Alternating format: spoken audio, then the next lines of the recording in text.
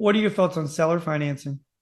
I like it because So a do I. couple number, and I think it could help put together because when you borrow money to buy a bit or you're raising money to buy a business, it's a mosaic. You got equity, you got borrowings from third party lenders such as banks. And to the extent that the seller could help put some of the purchase price in there, it's good. And from the buyer's point of view, it's good because it's less money you have to raise from the lender. It also allows you to defer paying the money on this. From the seller's point of view, it's good for three reasons. Number one is that they could defer paying the taxes on this. Number two, they're going to get a higher interest rate from you than if they put the money in the bank. And if God forbid the seller dies, there's a stepped up basis when the money's owed to them. Thoughts on using business brokers? I think they're helpful, but what I find to be important is that you can't let the business broker serve as an obstruction to the deal. Right. So often people are coming to me, my students will come to me and say, the business broker won't allow me to talk to the seller. Hmm.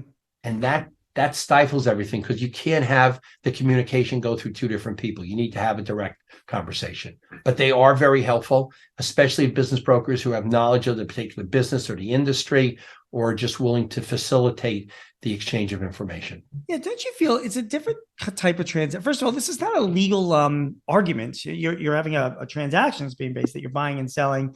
I understand why a lot of times brokers would try to keep you and me if we're selling our homes from not talking to the buyer or vice versa. It's a consumer sort of driven transaction, and consumers can be a little nuts.